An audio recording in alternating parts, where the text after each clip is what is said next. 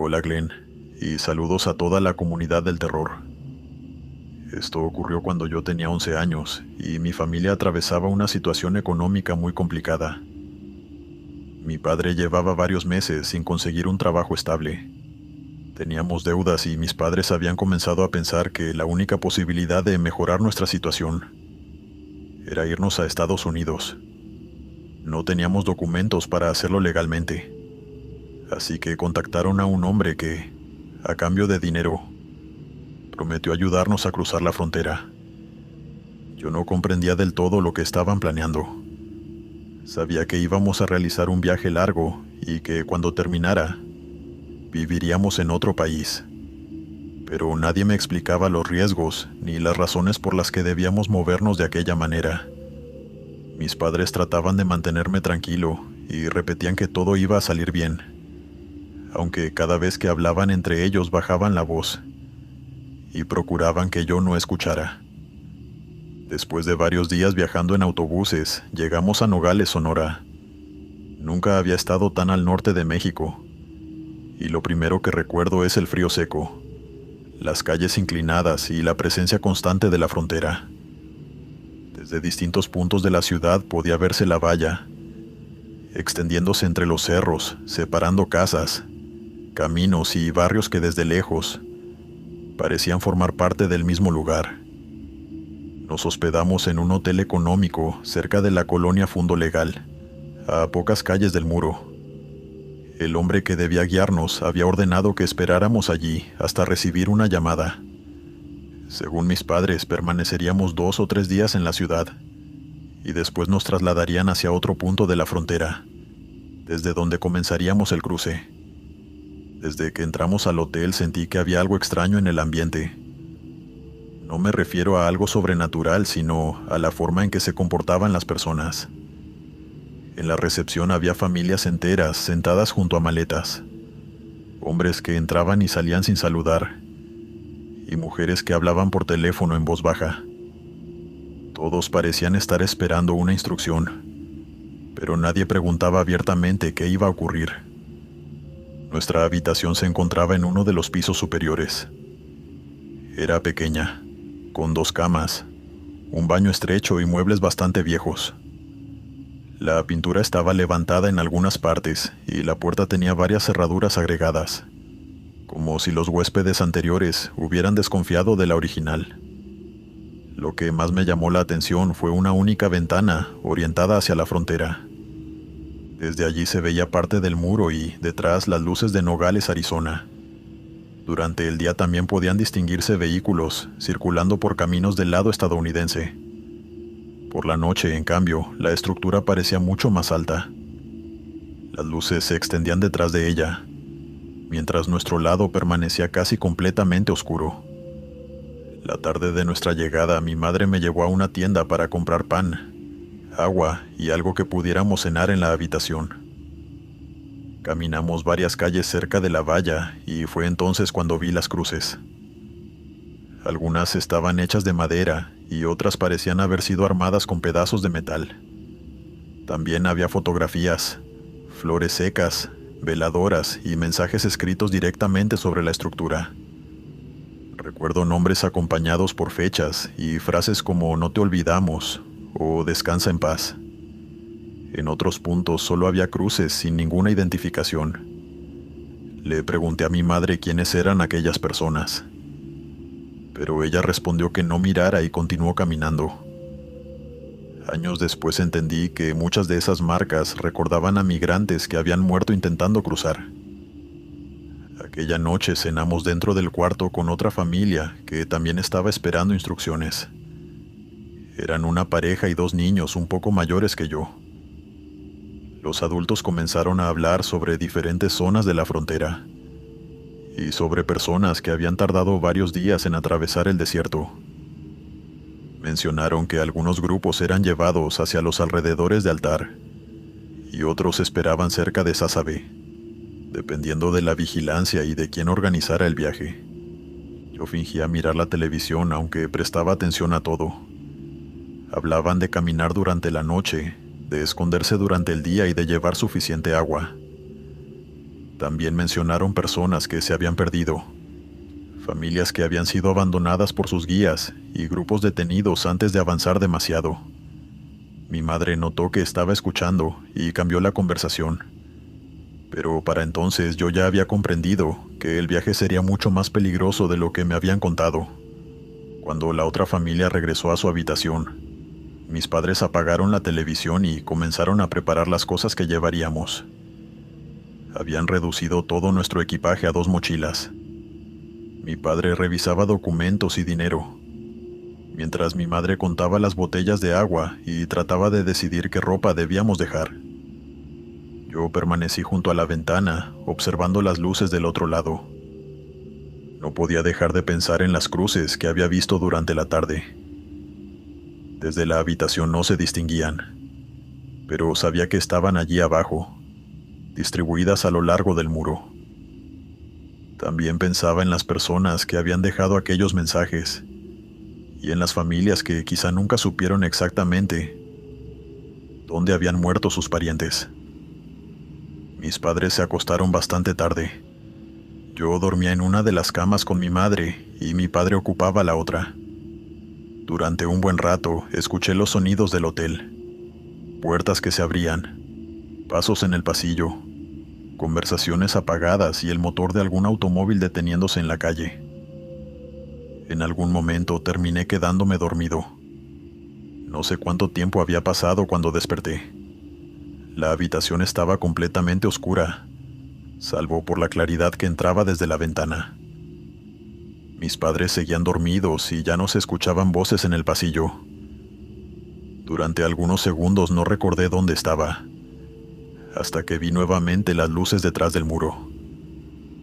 Entonces distinguí a alguien en el exterior. Había un hombre parado cerca de la frontera, en una zona de terreno despejado frente al hotel. Por la distancia no podía verle el rostro, pero distinguía perfectamente la forma de su cuerpo. Estaba erguido, con los brazos a los costados, mirando en dirección al edificio. Al principio pensé que podía tratarse de un policía, un migrante esperando a otras personas o alguien que vivía en la zona. Sin embargo, cuanto más lo observaba, más extraño me parecía que permaneciera en el mismo sitio. No caminaba junto al muro ni revisaba el terreno. Tampoco miraba hacia los costados, como habría hecho alguien que temiera ser descubierto. Permanecía completamente inmóvil. Lo que más me perturbó fue la sensación de que no estaba observando el hotel en general, sino nuestra ventana. Había muchas habitaciones alrededor, pero yo sentía que su rostro estaba orientado exactamente hacia mí. No puedo asegurar que pudiera verme a esa distancia y con el cuarto a oscuras, aunque en aquel momento no tuve ninguna duda de que ambos nos estábamos mirando. Me quedé sentado en la cama sin atreverme a despertar a mis padres. No sabía cómo explicarles lo que estaba viendo, y temía que si hacía algún ruido, el hombre comenzara a acercarse. Esperé que caminara, se agachara o realizara cualquier movimiento que me permitiera reconocerlo como una persona normal. Pero la figura continuó en la misma posición. Incluso siendo niño sentí que algo no encajaba. El cuerpo parecía humano, aunque su quietud era demasiado perfecta. No lo vi cambiar el peso de una pierna a otra, mover la cabeza o levantar los brazos para protegerse del frío. Parecía una silueta colocada junto al muro, como si llevara horas allí, y pudiera continuar en el mismo sitio hasta el amanecer. No sé cuánto tiempo lo observé. Tal vez fueron algunos segundos, aunque en mi recuerdo parecieron varios minutos. Finalmente me escondí bajo las sábanas, cerré los ojos y me pegué al cuerpo de mi madre. Permanecí así, tratando de no imaginar que el hombre se había acercado al hotel, o que podía estar ahora debajo de la ventana. Tardé bastante en reunir el valor para mirar nuevamente. Cuando aparté un poco la sábana, solo pude ver una parte del cuarto y la claridad que entraba desde afuera. No quise incorporarme para comprobar si la figura seguía allí. Me quedé acostado hasta que, en algún momento, volví a dormirme. A la mañana siguiente le conté a mi madre lo sucedido, mientras mi padre bajaba a preguntar si habían recibido alguna llamada. Ella me escuchó y aseguró que probablemente había tenido una pesadilla. Dijo que el viaje, las historias de los adultos y las cruces que habíamos visto podían haber provocado que imaginara a alguien junto al muro. Le pregunté si alguna persona podía haber permanecido allí durante la madrugada. Mi madre respondió que en una ciudad fronteriza había movimiento a todas horas y que quizá había visto a un vigilante, un trabajador o alguien esperando para cruzar. Intenté aceptar su explicación, aunque seguía recordando la inmovilidad de aquella figura. Ese mismo día ocurrió algo que cambió nuestros planes. El hombre que debía llevarnos llamó a mi padre y canceló el cruce. No explicó demasiado, pero le dijo que la ruta prevista ya no era segura y que habían encontrado varios cuerpos en una zona del desierto cercana a Sasabe. También advirtió que no intentáramos movernos con otro grupo porque había vigilancia y problemas entre quienes controlaban los cruces. Mis padres discutieron durante varias horas sobre qué debíamos hacer. Habíamos gastado buena parte de nuestros ahorros para llegar hasta allí, y regresar significaba volver a la misma situación de la que intentábamos escapar. Aún así, mi madre se negó a continuar. Dijo que lo ocurrido era una advertencia y que no estaba dispuesta a llevarnos al desierto después de conocer la noticia. Permanecimos 2 noches más en Nogales y después iniciamos el viaje de regreso al sur. Nunca cruzamos la frontera y con el tiempo, nuestra situación económica comenzó a mejorar lentamente. Mis padres dejaron de hablar de aquel plan y durante muchos años evitaron contarle a otros familiares lo cerca que habíamos estado de intentarlo. Yo tampoco volví a mencionar al hombre de la ventana. Durante mucho tiempo creí que mi madre tenía razón y que todo había sido una pesadilla, provocada por el miedo. Era un niño en un lugar desconocido, rodeado de adultos nerviosos y de historias sobre personas desaparecidas. Resultaba completamente posible que, al despertar, hubiera confundido una sombra o un poste con la figura de alguien. Sin embargo, todavía recuerdo con claridad que aquel hombre tenía una forma definida y que estaba mirando hacia nuestra habitación. No parecía un migrante preparándose para cruzar ni un agente recorriendo la frontera. Tampoco se comportaba como alguien perdido o cansado. Solo permanecía junto al muro, inmóvil, como si estuviera esperando que yo despertara y mirara por la ventana. Han pasado muchos años desde aquel viaje. Cada vez que veo imágenes de la frontera entre Sonora y Arizona, recuerdo el hotel, las cruces y las luces del otro lado. También pienso en todas las personas que llegaron hasta allí con la esperanza de comenzar una nueva vida y que nunca consiguieron terminar el recorrido. Tal vez aquella figura fue un hombre real y mi memoria infantil convirtió unos segundos normales en algo mucho más inquietante. También puede que estuviera dormido y que nunca hubiera abierto realmente los ojos. Aún así, hay una pregunta que todavía no consigo quitarme de la cabeza. No sé si el hombre que vi aquella madrugada estaba intentando encontrar la manera de cruzar al otro lado o si, por alguna razón, llevaba demasiado tiempo esperando junto al muro. Dale me gusta y suscríbete si lo estás disfrutando. Continuamos. Hola Glenn. Esto ocurrió en 1998, cuando trabajaba reparando bombas de agua y maquinaria agrícola en ranchos ubicados a las afueras de Matamoros, en Tamaulipas. En aquella época me pasaba semanas enteras recorriendo terrenos cercanos al río Bravo, moviéndome de un lado a otro para arreglar motores, revisar sistemas de riego o poner en marcha maquinaria que llevaba meses sin mantenimiento. Era una zona tranquila durante el día, aunque todos sabíamos que por las noches muchas familias se acercaban al río con la esperanza de cruzar hacia Estados Unidos. No era raro encontrar ropa abandonada entre los matorrales, huellas recientes en la tierra o restos de fogatas improvisadas.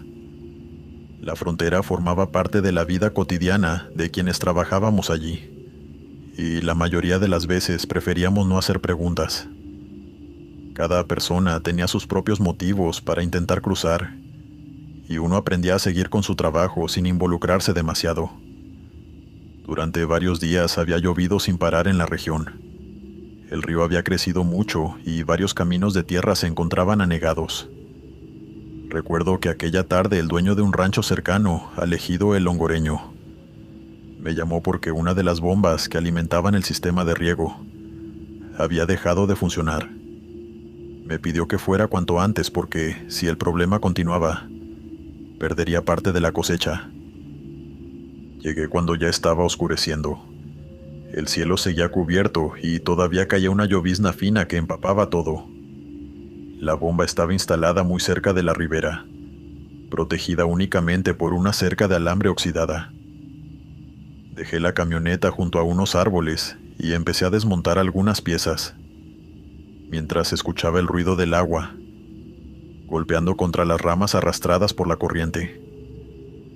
El lugar estaba completamente desierto. No había luces, casas ni vehículos cerca. Solo se escuchaban el río, el viento y el sonido metálico de las herramientas contra el motor. Llevaba más de una hora trabajando cuando tuve la sensación de que alguien me observaba. Levanté la vista y vi a una niña del otro lado de la cerca. Tendría unos 8 o 9 años. Llevaba un vestido claro completamente mojado y el cabello pegado al rostro. Estaba quieta, con los brazos a los costados, mirando directamente hacia donde yo trabajaba. Lo primero que pensé fue que pertenecían a alguna familia que esperaba el momento adecuado para cruzar el río. Aquella clase de situaciones eran frecuentes, y aunque me sorprendió verla sola, no me pareció imposible. Le pregunté si estaba perdida o si necesitaba ayuda. También le pregunté dónde estaban sus padres, pero no respondió. Ni siquiera hizo un gesto para indicar que me había escuchado. Permaneció inmóvil durante unos segundos, sin apartar la mirada. Después levantó lentamente el brazo. No señaló hacia el camino por el que yo había llegado, ni hacia el rancho que quedaba varios kilómetros atrás. Señaló directamente hacia la orilla del río, a una zona donde la corriente había acumulado ramas, barro y vegetación arrastrada por la tormenta. Pensé que quizá alguien había caído al agua o que necesitaba ayuda para encontrar a su familia. Así que dejé las herramientas sobre el suelo y caminé hacia el lugar que indicaba. El terreno estaba resbaladizo y tuve que apartar algunas ramas para acercarme. Fue entonces cuando vi algo atrapado entre el barro. Era una mochila. Estaba semienterrada bajo la vegetación y parecía haber sido arrastrada por la corriente. La saqué con esfuerzo y la abrí allí mismo. Dentro encontré ropa infantil empapada, varias fotografías familiares y algunos documentos dañados por el agua. Aunque no pude leerlos con claridad, era evidente que todas aquellas cosas pertenecían a la misma familia. Recuerdo especialmente una fotografía en la que aparecía una mujer con 2 niños pequeños. Pensé inmediatamente que la mochila podía pertenecer a la niña que acababa de ver. Así que regresé hacia la bomba, dispuesto a preguntarle si reconocía aquellas cosas. Pero la niña ya no estaba. Miré hacia el camino, hacia los campos y hacia la ribera, convencido de que se habría alejado mientras yo revisaba la mochila. El terreno era completamente abierto y no existían demasiados lugares donde esconderse, pero no encontré rastro de nadie. Volví a llamarla varias veces y recorrí la zona durante algunos minutos sin obtener respuesta. Al final decidí avisar a las autoridades. Varias patrullas llegaron entrada la noche y se llevaron la mochila después de hacerme algunas preguntas. Me pidieron que describiera el lugar exacto donde la había encontrado, y también me preguntaron si había visto a alguien más en las inmediaciones. Les hablé de la niña, aunque noté que ninguno parecía darle demasiada importancia. Nunca volvieron a contactarme ni me dijeron si habían logrado localizar a los dueños de aquellas pertenencias. Con el tiempo seguí trabajando en otros ranchos y el episodio quedó guardado entre tantos recuerdos de aquellos años cerca de la frontera. Pasaron mucho tiempo antes de que volviera a hablar del tema. Una tarde, mientras tomaba café con un vecino anciano que había vivido toda su vida en Matamoros, terminé contándole lo sucedido. Cuando acabé la historia, permaneció callado durante varios segundos, mirando hacia la calle, como si intentara recordar algo. Entonces me habló de un accidente ocurrido muchos años atrás. Según él, en aquella misma zona, una mujer había intentado cruzar el río junto a sus hijos durante una temporada de lluvias. La corriente había aumentado repentinamente durante la noche, y varias personas desaparecieron arrastradas por el agua. Algunos cuerpos fueron encontrados río abajo, pero nunca recuperaron todas sus pertenencias. El hombre no recordaba la fecha exacta, ni estaba completamente seguro del lugar, aunque juraba que había ocurrido muy cerca del rancho donde yo había encontrado la mochila. Mientras hablaba, yo trataba de convencerme de que aquello no tenía ninguna relación con lo que había visto, pero no podía dejar de pensar en la niña bajo la lluvia. Con los años, lo que más me ha inquietado no es la historia que me contó aquel vecino, ni la posibilidad de que las fotografías pertenecieran a una familia desaparecida. Lo verdaderamente extraño es recordar la expresión de la niña. No parecía asustada. Tampoco daba la impresión de estar perdida o de necesitar ayuda para ella misma. Cuando pienso en ella, recuerdo a alguien que había llegado hasta ese lugar con un único propósito. Alguien que no dijo una sola palabra y que solo levantó el brazo para señalar hacia la corriente. Han pasado más de 20 años desde aquella noche junto al río Bravo. Nunca volví a verla y jamás supe qué ocurrió con las personas de las fotografías que encontré dentro de la mochila. A veces pienso que todo fue una coincidencia y que simplemente me crucé con una niña que desapareció entre la oscuridad mientras yo buscaba sus cosas. Pero todavía no consigo olvidar la manera en que permaneció bajo la lluvia, observándome en silencio, como si hubiera regresado únicamente para mostrarme dónde habían quedado los últimos recuerdos de alguien más. Continuamos. Hola Glenn, saludos a toda la comunidad.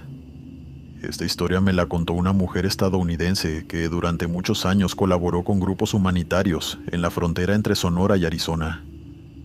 Su trabajo consistía en recorrer algunas de las rutas utilizadas por los migrantes para dejar agua, alimentos, mantas y pequeños botiquines en puntos señalados del desierto. No siempre encontraban personas, pero casi en cada salida aparecían señales de que alguien había pasado por allí. Envases vacíos, mochilas abandonadas, ropa, documentos o zapatos cubiertos por la arena. Los hechos ocurrieron en una zona ubicada entre Altar, Sonora, y el corredor que atraviesa un monumento conocido del sur de Arizona. Es una región extensa, seca y peligrosa, donde las temperaturas pueden volverse extremas durante el día y descender con rapidez por la noche. Muchos de quienes intentan cruzar por allí parten desde Sonoita o son trasladados por los alrededores de Sasabe, siguiendo rutas que cambian constantemente para evitar los controles fronterizos. Desde finales de los años 90, los controles se reforzaron y los coyotes empezaron a conducir grupos enteros hacia zonas más aisladas del desierto. Para muchos, el trayecto podía durar 3, 4 o incluso más días, dependiendo del clima, la vigilancia y la velocidad del grupo. El problema era que no todos soportaban el recorrido.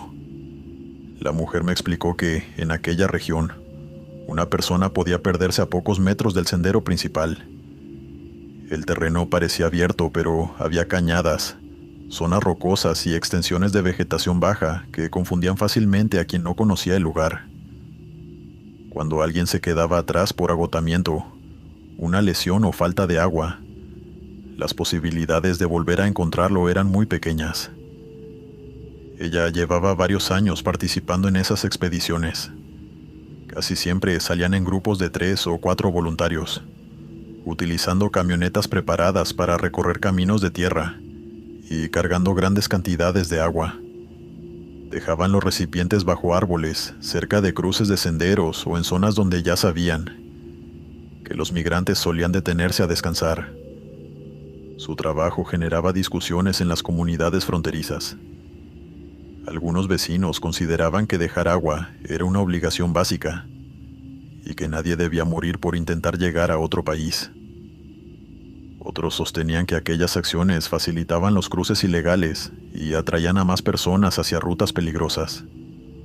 La mujer había recibido insultos, amenazas y acusaciones, pero decidió continuar porque ya había visto demasiadas tragedias. En más de una ocasión, su grupo encontró restos humanos a pocos kilómetros de los caminos principales. A veces se trataba de huesos dispersos por animales y otras veces de cuerpos que llevaban pocos días bajo el sol. También recogían pertenencias que podían ayudar a identificar a las víctimas. Credenciales, cartas, fotografías familiares, teléfonos dañados y pequeños objetos que alguien había cargado durante todo el viaje. Cada salida estaba marcada por esa posibilidad. Podían regresar sin encontrar a nadie, o podían descubrir a una persona todavía con vida, deshidratada y demasiado débil para caminar. También podían encontrarse con algo para lo que nunca se estaba realmente preparado. Una tarde de verano, el grupo avanzaba por una zona aislada al norte de Sonoita. Habían dejado la camioneta en un camino secundario y continuaron a pie porque el terreno estaba demasiado irregular. El calor era intenso y apenas había sombra, salvo la que ofrecían algunos mezquites y arbustos dispersos. Mientras caminaban, la mujer vio a un hombre sentado bajo uno de los árboles. Estaba a cierta distancia del sendero, con la espalda apoyada contra el tronco y las piernas extendidas sobre la tierra. Llevaba una camisa de cuadros desgastada, pantalones oscuros y unos zapatos cubiertos de polvo. La primera impresión fue que se trataba de un migrante rezagado. El hombre parecía agotado y tenía los labios partidos por la deshidratación. Su rostro estaba sucio y quemado por el sol, y respiraba con dificultad. La mujer se acercó despacio, le mostró una botella de agua y le preguntó en español si podía ayudarlo. El hombre levantó la vista, pero no intentó tomar la botella. Ella se agachó frente a él y volvió a ofrecerle agua. También le preguntó si estaba solo, cuánto tiempo llevaba allí y si podía caminar. El hombre apenas reaccionó. Parecía escucharla, aunque le costaba mantener los ojos abiertos. En voz baja le pidió que fuera a buscar a los otros. La mujer pensó que se refería al grupo con el que había intentado cruzar. Le preguntó cuántas personas eran, si había niños y en qué dirección se habían marchado. El hombre no respondió a ninguna de esas preguntas. Solo levantó lentamente una mano y señaló hacia una zona apartada del sendero, detrás de varios arbustos. Insistió en que todavía estaban allí. Ella llamó al resto de los voluntarios y les explicó que había encontrado a un hombre deshidratado. Dos de ellos se acercaron mientras otro buscaba comunicarse por radio. Cuando regresaron hacia el mezquite, el hombre seguía sentado, aunque ya no los miraba. La mujer les pidió que se quedaran con él mientras ella revisaba el lugar que había señalado. Avanzaron entre las piedras y la vegetación durante varios minutos. No encontraron huellas claras porque el viento había cubierto buena parte del terreno, pero pronto comenzaron a aparecer objetos dispersos. Primero vieron una mochila azul parcialmente enterrada bajo la arena. Después encontraron una chamarra, varias botellas vacías y ropa infantil atrapada entre unos arbustos. Un poco más adelante estaban los restos humanos. No era una sola persona. Había huesos y partes de varios cuerpos dispersos por el terreno, algunos todavía cubiertos por fragmentos de ropa. El estado de los restos indicaba que llevaban allí bastante tiempo.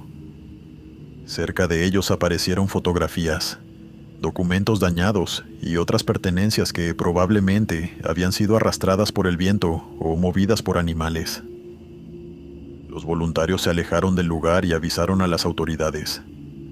La mujer regresó inmediatamente al mezquite, porque todavía se encontraba una persona viva que necesitaba atención. Pero cuando llegó el hombre ya no estaba.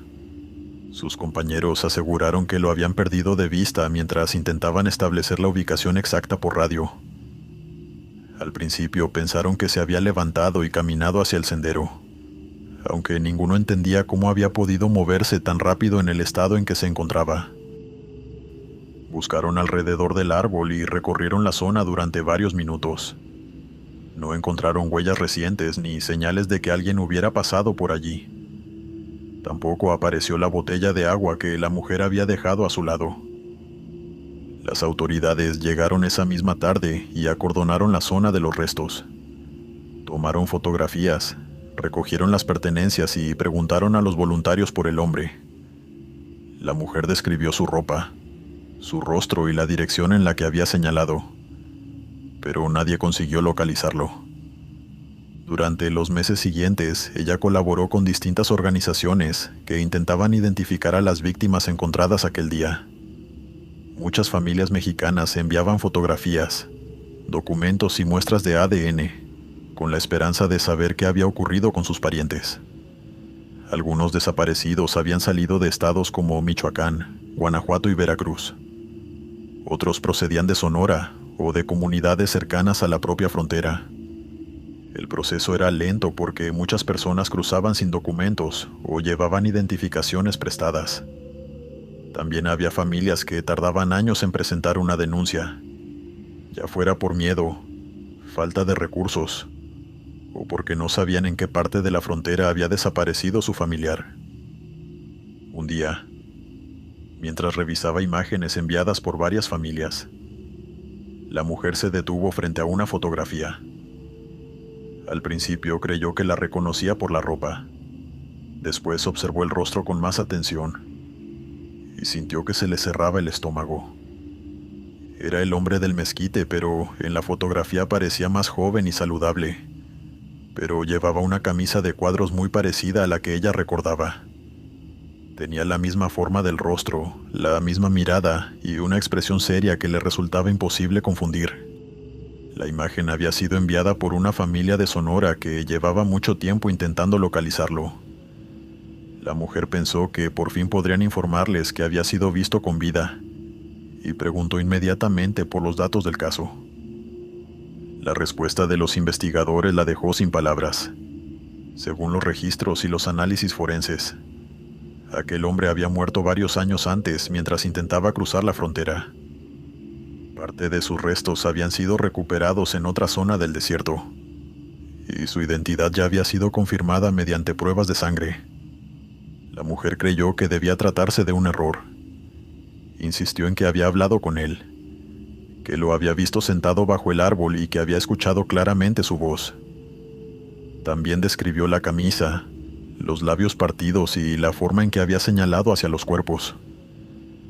Los investigadores revisaron nuevamente la información, pero la fecha de muerte no dejaba lugar a dudas.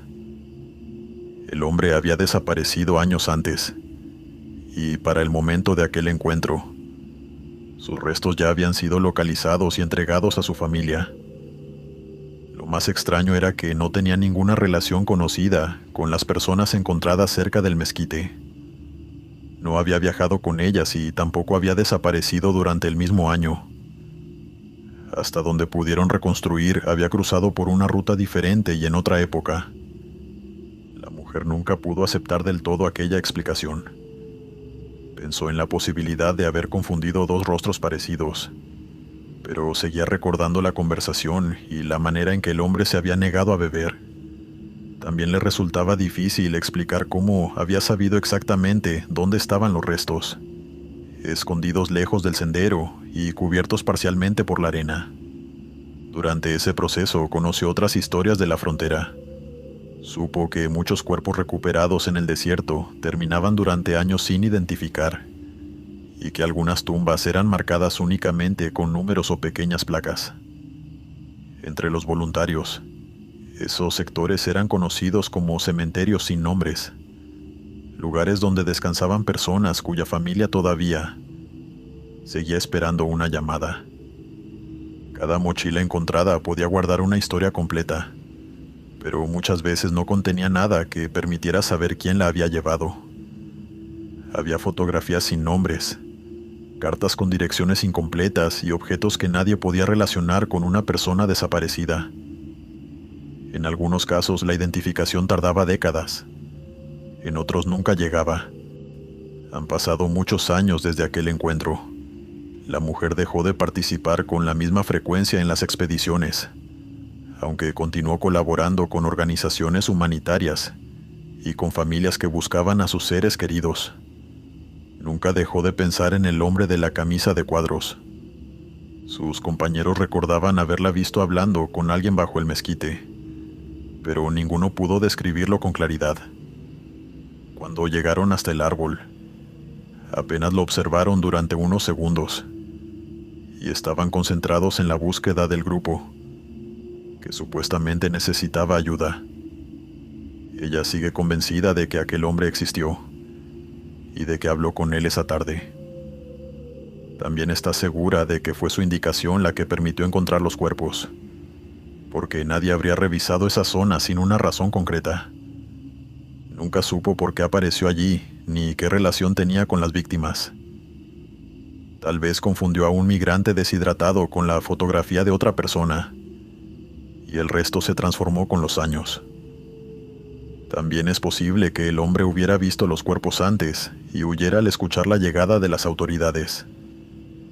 Sin embargo, hay una parte que continúa sin explicación.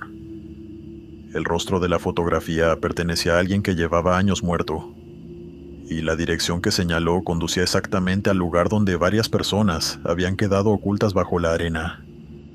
Desde entonces, la mujer piensa que algunas personas que mueren en el desierto no desaparecen por completo, mientras otros continúen perdidos.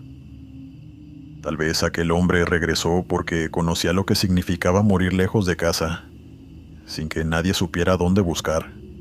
Lo único que ella puede asegurar es que una tarde vio a un hombre agonizante bajo un mezquite. Escuchó cómo le pedía que buscara a los otros y siguió la dirección de su mano. Gracias a eso, varias familias recibieron finalmente una respuesta. Continuamos. Esto ocurrió a comienzos de la década de 2010. Cuando trabajaba como albañil en la zona industrial de Otay, en Tijuana. Mi familia siempre había vivido de un lado y del otro de la frontera. Mi padre pasó años trabajando en talleres mecánicos de San Diego y varios de mis tíos habían cruzado ilegalmente durante los 90. En mi casa se hablaba seguido de retenes, patrullas y túneles clandestinos, aunque yo siempre pensé que eran historias exageradas o cosas que solo aparecían en las noticias. Por aquel entonces formaba parte de una cuadrilla dedicada a remodelar galpones y depósitos abandonados. Una mañana nos enviaron a un enorme galpón, cerca del Boulevard Bellas Artes, a pocos kilómetros del puerto fronterizo de Otay Mesa. El edificio llevaba años cerrado. Según nos contó el encargado, décadas atrás había funcionado como depósito de materiales de construcción, aunque nadie sabía exactamente desde cuándo estaba abandonado. Desde afuera parecía una nave cualquiera. Paredes de concreto, ventanas rotas y una estructura metálica oxidada por el tiempo. Pero desde el primer día hubo algo extraño en el ambiente. El lugar estaba demasiado vacío, como si alguien hubiera retirado todo a las apuradas. Durante la primera semana nos dedicamos a derribar tabiques y levantar el viejo piso de hormigón. El trabajo avanzaba sin problemas, hasta que uno de los muchachos golpeó una sección del suelo, que sonaba distinta al resto. La losa era mucho más gruesa, y estaba reforzada con varillas que no aparecían en ningún plano. El capataz nos pidió que siguiéramos rompiendo. Después de varias horas de trabajo, el martillo neumático atravesó el concreto y apareció un hueco oscuro debajo de nuestros pies. Al principio pensamos que era una cisterna o un depósito de agua. Sin embargo, a medida que retirábamos escombros, comenzaron a aparecer tablones de madera y láminas metálicas. Lo más inquietante fue descubrir una escalera que descendía varios metros bajo tierra. Nadie quiso bajar primero. La policía y las autoridades fronterizas llegaron esa misma tarde. Revisaron el lugar durante varias horas y finalmente nos confirmaron lo que algunos ya sospechaban. Habíamos encontrado un antiguo túnel clandestino que, años atrás, conectaba con unos depósitos del lado estadounidense. Uno de los agentes nos explicó que probablemente había sido utilizado durante los 90 para mover mercancías y personas a través de la frontera. Según él, existían decenas de pasos similares en la zona, aunque muchos habían sido sellados tiempo atrás. El túnel llevaba años abandonado y no representaba ningún peligro inmediato, así que después de asegurar el acceso, nos autorizaron a continuar con la obra. Durante los días siguientes trabajamos alrededor de aquella abertura. Nuestra tarea consistía en retirar tierra, maderas podridas y basura acumulada, para que los ingenieros pudieran evaluar cómo cerrar definitivamente el túnel. Nos entregaron cascos con linternas y unas lámparas portátiles que apenas iluminaban unos metros delante de nosotros. El lugar era incómodo. El aire olía a humedad y tierra mojada, y las paredes estaban reforzadas con vigas viejas que crujían cada vez que alguien caminaba. Aunque el túnel ya no se utilizaba, todavía daba la impresión de que en cualquier momento podía aparecer alguien desde la oscuridad. Ninguno de nosotros quería quedarse abajo demasiado tiempo. Una tarde, ya cerca del final de la jornada, uno de los obreros, un hombre llamado Raúl, se adelantó varios metros mientras el resto terminábamos de cargar unas herramientas.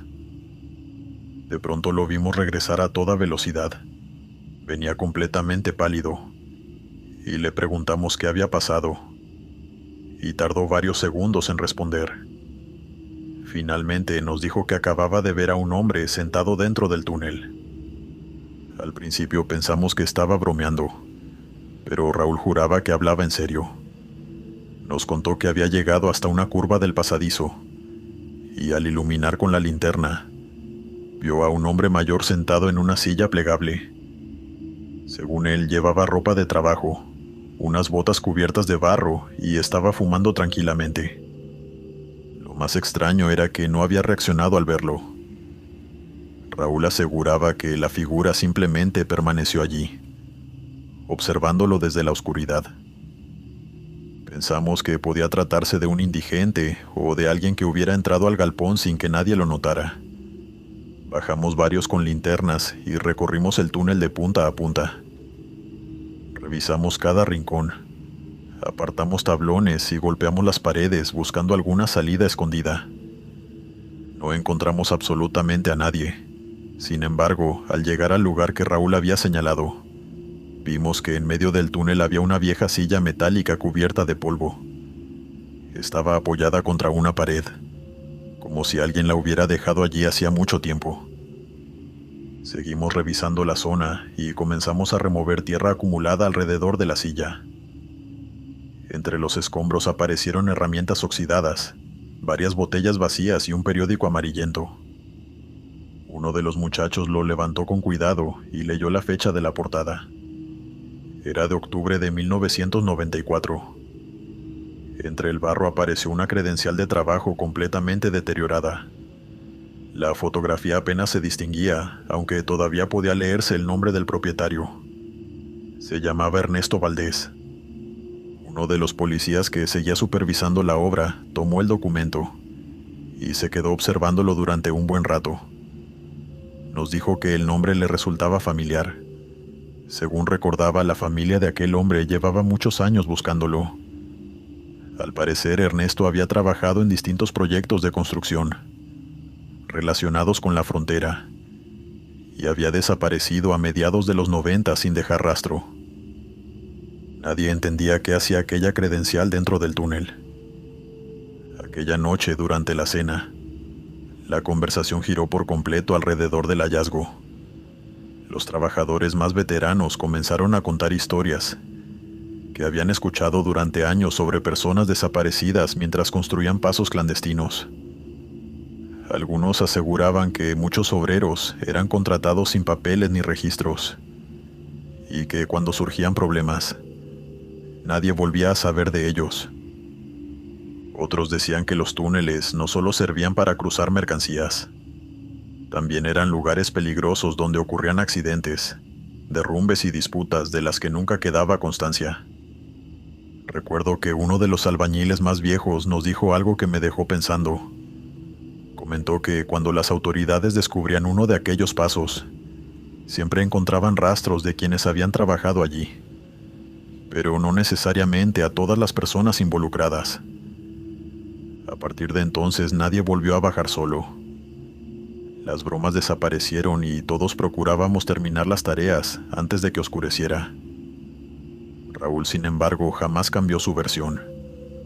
Hasta el último día sostuvo que el hombre estaba sentado allí, fumando en silencio. Le preguntamos muchas veces cómo era exactamente y siempre repetía la misma descripción. Un hombre mayor, vestido con ropa de trabajo, botas embarradas y una mirada cansada. No agregaba detalles extra ni intentaba exagerar la historia.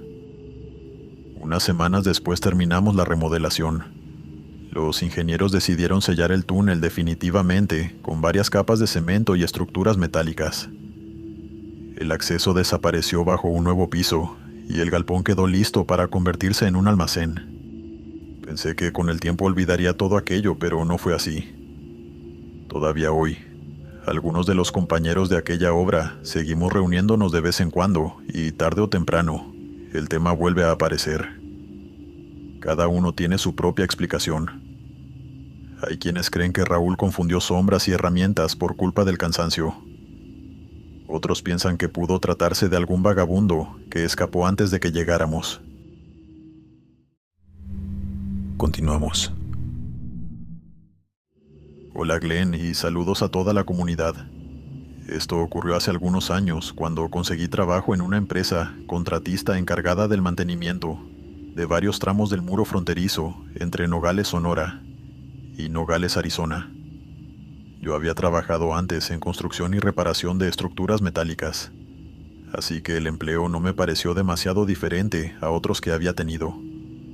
Lo único particular era el lugar, porque para mí la frontera nunca había sido una línea lejana, ni una historia que aparecía en las noticias. Había crecido en Sonora escuchando hablar de personas que intentaban cruzar, de grupos que desaparecían entre los cerros y de familias que pasaban años esperando noticias de alguien que nunca regresaba. Mi padre había formado parte de esa historia mucho antes de que yo naciera. Cuando era joven intentó llegar a Estados Unidos sin documentos y pasó varios meses trabajando allá antes de regresar a México. Eso era casi todo lo que yo sabía. Cada vez que alguien le preguntaba por aquella época, respondía que había tenido suerte y cambiaba rápidamente de tema. Nunca explicaba con quién había viajado, qué ruta había seguido ni por qué decidió volver. En la familia se daba por hecho que había sido una experiencia difícil y que era mejor no insistir. Crecí escuchando nombres como Altar, Sázabe, Sonoita y Nogales, relacionados con rutas que cambiaban según la vigilancia, el clima y los grupos que controlaban los cruces.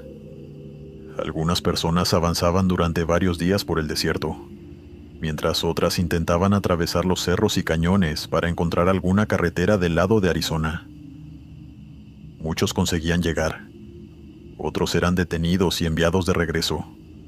También estaban quienes simplemente dejaban de comunicarse y terminaban convertidos en una fotografía pegada en una pared, o en un nombre repetido durante años por sus familiares.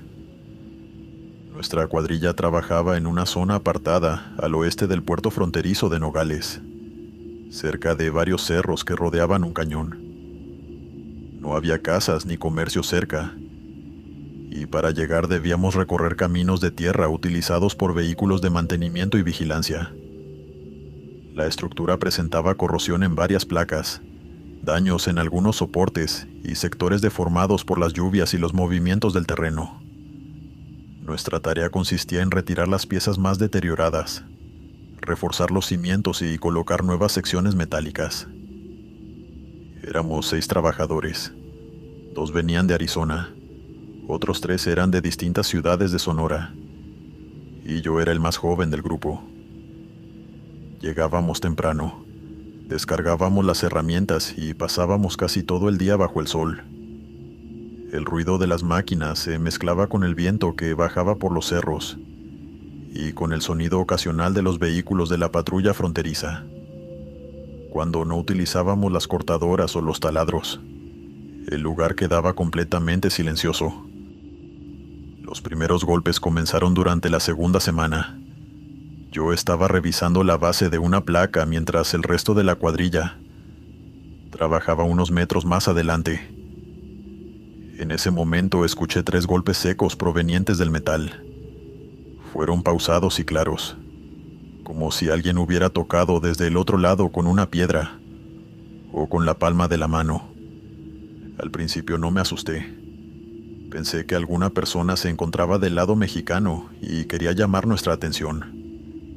Aunque nosotros trabajábamos técnicamente del lado estadounidense, en ciertos puntos la estructura seguía caminos irregulares y era posible escuchar a alguien que caminara cerca del muro.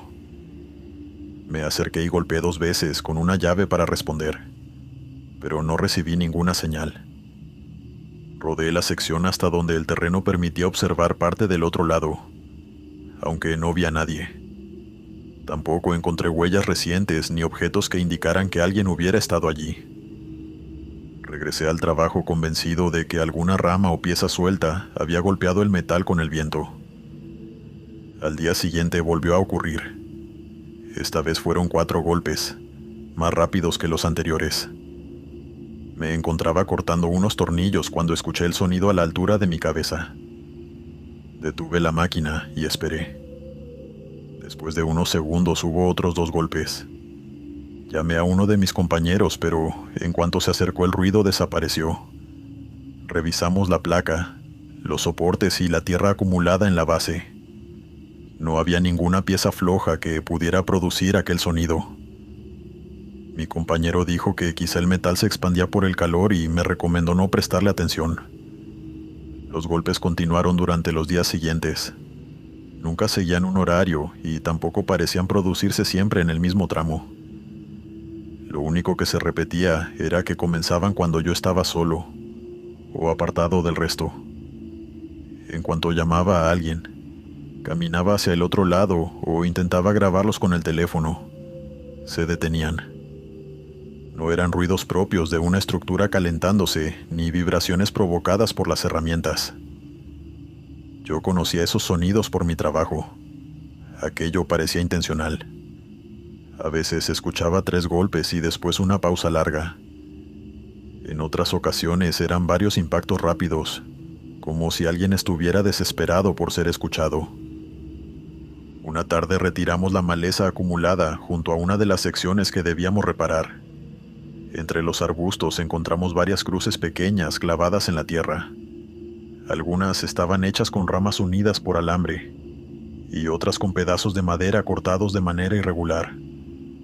Cerca había botellas vacías, mochilas dañadas, una chamarra infantil, y un par de zapatos pequeños cubiertos de polvo. En las placas también había nombres escritos con pintura, marcador y objetos filosos. Algunos estaban acompañados por fechas. Otros solo tenían iniciales o mensajes breves para personas que aparentemente nunca habían regresado. Varias inscripciones llevaban años allí, pero algunas parecían recientes.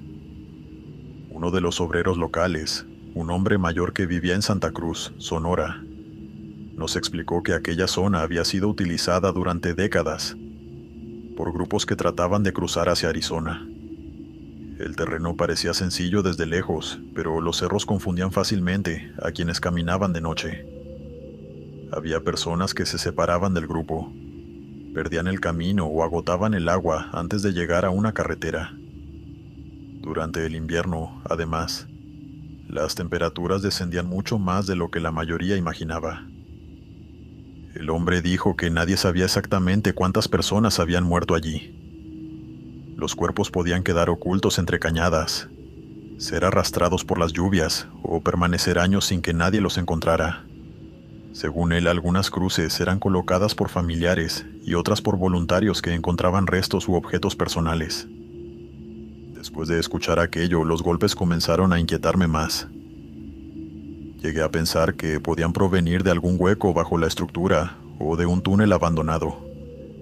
En esa región se hablaba con frecuencia de pasos excavados para cruzar personas o mercancías, y no parecía imposible que existiera una cavidad detrás de alguna placa. Convencí al encargado de que revisáramos una de las secciones donde había escuchado el ruido con mayor frecuencia. La placa estaba corroída y de todos modos debía ser sustituida, así que pasamos varias horas cortando los soportes y separándola de la base. Mientras trabajábamos, yo esperaba encontrar una abertura, un espacio entre los cimientos o cualquier cosa que explicara los golpes. Cuando finalmente retiramos el metal no había nada detrás. Solo encontramos tierra compacta, piedras y la estructura de concreto que sostenía el muro. Revisamos la zona con lámparas e introdujimos una barra entre algunos espacios, pero no apareció ningún túnel ni cavidad. Mis compañeros aprovecharon para burlarse de mí. Dijeron que por fin habíamos encontrado al fantasma y señalaron un ratón que salió corriendo entre la maleza. Yo me reí con ellos, aunque en realidad quedé más intranquilo. Si no existía un hueco ni una pieza suelta, entonces no entendía de dónde podía provenir el sonido. A partir de ese día comencé a observar el lugar de otra manera. Antes solo veía placas, tornillos y trabajo pendiente. Después empecé a notar la cantidad de objetos dispersos junto al muro. Encontré fotografías dañadas por la lluvia, credenciales, rosarios, botellas marcadas con nombres y prendas que podían haber pertenecido a adultos o niños. Algunas cosas parecían haber sido abandonadas recientemente. Otras llevaban tanto tiempo expuestas que casi se confundían con la tierra. Todo eso me hizo pensar en mi padre. Nunca había dicho exactamente por dónde había cruzado ni con quién lo había hecho. Una noche, durante la cena, intenté preguntarle de manera casual si conocía las rutas cercanas a Nogales. Respondió que había pasado por muchos lugares cuando era joven, y enseguida comenzó a hablar de otra cosa. Los golpes continuaron hasta nuestra última jornada. Aquella tarde terminamos antes de lo previsto porque solo faltaba asegurar algunas herramientas y cargar los vehículos. Mis compañeros fueron caminando hacia las camionetas mientras yo me quedé recogiendo tornillos y cables que habían quedado junto a una de las placas nuevas. Entonces escuché 3 golpes. Esta vez no provenían del tramo que habíamos reparado, sino de una sección antigua ubicada unos metros más adelante. Me quedé quieto, esperando que se repitieran. Hubo una pausa y después escuché otros 3. Me acerqué lentamente hasta quedar frente a la placa. Apoyé la mano sobre el metal y pregunté si había alguien del otro lado. No recibí respuesta. Estaba a punto de alejarme cuando escuché una voz. No fue un grito ni un susurro. Sonó como si alguien estuviera parado a menos de 1 metro de mí, con la boca cerca del muro. La voz pronunció claramente el nombre de mi padre. No dijo su apellido ni agregó ninguna otra palabra. Solo su nombre. Me quedé paralizado con la mano apoyada sobre la placa. Después pregunté quién estaba allí, pero nadie respondió. Caminé hacia un punto desde donde podía observar parte del terreno del lado mexicano, y no vi a ninguna persona. Mis compañeros ya me llamaban desde los vehículos, así que recogí las cosas y me fui sin contarles lo sucedido. Esa misma noche llamé a mi padre. Le pregunté directamente si alguna vez había cruzado por los cerros cercanos a Nogales. Durante varios segundos no dijo nada. Pensé que se había cortado la llamada, pero después respondió que sí. Le conté lo de los golpes, las cruces y la voz que había pronunciado su nombre. Esperaba que se riera o me dijera que algún compañero estaba tratando de asustarme. En lugar de eso, Me preguntó exactamente en qué zona estábamos trabajando. Cuando se la describí, volvió a quedarse callado. Finalmente me pidió que no regresara allí. Le expliqué que el trabajo ya había terminado, pero insistí en saber qué había ocurrido durante su cruce. Le pregunté si había viajado con alguien, si una persona había muerto o si habían abandonado a algún integrante del grupo. Mi padre respondió que no quería hablar del tema y terminó la llamada poco después. Intenté preguntarle otras veces. Nunca negó haber estado en aquella zona, pero tampoco explicó qué sucedió. Cada vez que mencionaba el muro, los golpes o el nombre que escuché, cambiaba de conversación. Una vez me dijo que algunas cosas era mejor dejarlas donde habían ocurrido. Fue lo más cercano a una confesión que conseguí. Han pasado varios años y todavía trabajo en lugares cercanos a la frontera. He conocido a personas que buscan familiares desaparecidos, voluntarios que recorren el desierto y trabajadores que han encontrado restos humanos en zonas alejadas de cualquier camino. Con el tiempo entendí que el muro no divide únicamente dos países. También separa recuerdos, familias y secretos que muchas personas prefieren no contar. Nunca volví a trabajar en aquel tramo, ni escuché de nuevo los golpes. Tampoco pude saber quién pronunció el nombre de mi padre desde el otro lado de la placa. Tal vez había alguien escondido cerca y todo fue una broma. También es posible que el cansancio y las historias del lugar me hicieran escuchar algo que nunca ocurrió. Pero todavía recuerdo el silencio de mi padre cuando le describí la zona. Continuamos. Saludos a toda la comunidad del sector del terror.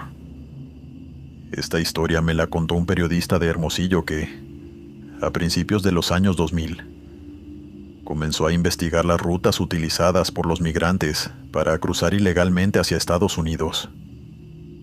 Durante varios meses habló con agentes fronterizos, voluntarios, familiares de personas desaparecidas y habitantes de los pueblos cercanos al desierto. Sin embargo, la entrevista que más lo marcó fue la que tuvo con un viejo coyote retirado que aceptó recibirlo con una sola condición: no debía encender la grabadora. El anciano vivía en las afueras de Caborca, en una casa humilde rodeada de mezquites y terreno seco. Tenía más de 60 años. Caminaba con dificultad y apenas salía de la propiedad. A pesar de eso, todavía podía describir de memoria los caminos que conectaban con distintas zonas del sur de Arizona. Había dedicado más de 20 años a guiar personas por aquellas rutas y conocía los cerros, los pozos de agua, los caminos de vigilancia y los lugares donde era posible esconderse durante el día. El periodista llegó por la mañana y pasó varias horas escuchándolo. El hombre habló sobre operativos de la patrulla fronteriza, retenes, tormentas de arena y grupos que se separaban durante la noche. Contó que algunas familias caminaban durante días enteros, cargando niños pequeños, mientras otras llegaban al punto de partida sin entender realmente lo que les esperaba.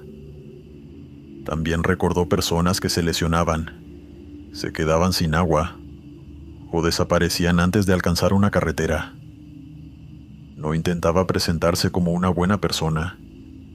Reconocía que había ganado dinero aprovechándose de la necesidad de otros y que en algunas ocasiones había tomado decisiones que todavía lamentaba. Sin embargo, aseguraba que nunca había abandonado deliberadamente a alguien en el desierto. Cuando una persona no podía continuar, trataba de dejarla cerca de un camino o regresar con ayuda, aunque admitía que no siempre era posible. Según explicó, una de las travesías más utilizadas comenzaba en Altar. Desde allí los migrantes eran trasladados en camionetas hasta las cercanías de Sasabé, donde esperaban el momento adecuado para comenzar la caminata. La mayor parte del recorrido se hacía de noche para evitar el calor y reducir la posibilidad de ser vistos. Durante el día los grupos se ocultaban entre los cerros o bajo la poca sombra disponible. El desierto, decía, cambiaba por completo cuando caía el sol. Las distancias resultaban difíciles de calcular. Los sonidos viajaban varios kilómetros y cualquier luz podía parecer más cercana de lo que realmente estaba. Los recién llegados creían que las luces de una carretera indicaban que el viaje estaba por terminar, aunque todavía podían faltar muchas horas de caminata. El episodio que más lo perseguía ocurrió una madrugada de finales de los años 90. En esa ocasión guiaba a unas 15 personas, entre ellas varias familias procedentes de Michoacán y Guerrero. Habían comenzado a caminar poco después de oscurecer y llevaban varias horas avanzando entre cerros, matorrales y vegetación seca. El grupo se movía en fila y nadie debía hablar, encender luces ni separarse del camino marcado por el guía. Cerca de la medianoche, el anciano miró hacia atrás para comprobar que todos continuaran juntos. Fue entonces cuando vio a una niña caminando unos metros detrás de la última familia. Tendría alrededor de 8 años y llevaba un vestido claro que destacaba entre la oscuridad. Avanzaba con tranquilidad, sin tropezar ni pedir descanso. El hombre se sorprendió porque no recordaba haberla visto al inicio del recorrido. Había contado a los integrantes antes de salir y sabía cuántos adultos y menores formaban parte del grupo. Sin embargo, en aquellos años varias caravanas podían coincidir en determinados puntos, y no era raro que alguien confundiera una ruta o terminara caminando detrás de otro guía. Pensó que la niña pertenecía a otro grupo que se encontraba cerca. Como no parecía herida ni asustada, decidió continuar y esperar hasta llegar a una zona más segura para preguntarle de dónde venía. Ninguno de los demás hizo comentarios, y la marcha continuó durante varias horas. Cuando ya habían cruzado hacia territorio estadounidense, hicieron una pausa cerca de un conjunto de rocas. El anciano ordenó que todos se sentaran juntos y comenzó a repartir agua. Algunas personas comieron lo poco que llevaban, y otras aprovecharon para revisar sus zapatos o atender las heridas provocadas por el camino. En ese momento recordó a la niña. Miró hacia el lugar donde la había visto caminando, pero no estaba con el grupo. Recorrió las rocas y preguntó en voz baja quién viajaba con una menor de vestido claro. Las familias se miraron entre ellas y todos negaron conocerla. El anciano creyó que no habían entendido la pregunta. Explicó que la niña había caminado detrás de ellos durante varias horas y que debía encontrarse cerca. Una mujer aseguró que en su grupo solo viajaban 2 adolescentes. Otro hombre dijo que no había visto a ninguna niña durante el trayecto. Los demás respondieron lo mismo. Algunos incluso parecían molestos porque el guía insistía en detener la marcha por una persona que, según ellos, nunca había estado allí. Encendieron las linternas y revisaron los alrededores durante varios minutos. Buscaron entre las rocas, los arbustos y la zona por donde acababan de llegar. No encontraron a nadie. Tampoco aparecieron huellas pequeñas sobre la arena. El terreno mostraba únicamente las pisadas del grupo y algunas marcas de animales. El coyote pensó que la niña podía haberse alejado para alcanzar a su verdadera familia, aunque no habían escuchado voces ni visto otras luces durante la noche. Finalmente decidió continuar porque quedarse demasiado tiempo en el mismo punto aumentaba el riesgo de ser descubiertos. El grupo llegó a una carretera varias horas después y fue recogido por otro vehículo. Nadie volvió a mencionar a la niña. El anciano, en cambio, no consiguió olvidarla. El periodista le preguntó por qué aquella experiencia seguía afectándolo después de tantos años. El viejo permaneció callado mirando hacia el patio, y después confesó que desde esa madrugada algo había cambiado en sus recorridos. Cada vez que atravesaba ese mismo sector, entre Sázabe y el condado de Pima, comenzaba a escuchar pasos detrás de él. Eran pisadas pequeñas y rápidas, parecidas a las de un niño caminando sobre la tierra seca. A veces aparecían cuando guiaba grupos numerosos, y otras cuando regresaba completamente solo. Al principio pensó que algún migrante se estaba quedando atrás. Se daba vuelta, contaba a las personas y revisaba el camino, pero nunca encontraba a nadie fuera del lugar.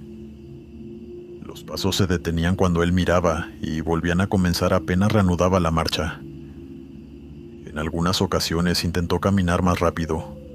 Los pasos aceleraban. Si se detenía, también se detenían. Nunca escuchó una voz ni volvió a ver el vestido claro entre los matorrales. Pero sabía que algo continuaba siguiendo el mismo camino, a pocos metros de su espalda.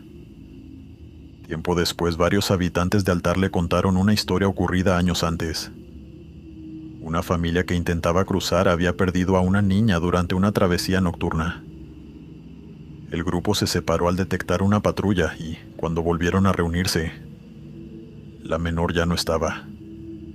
La buscaron durante horas, pero nunca encontraron su cuerpo ni pudieron establecer el punto exacto donde había desaparecido.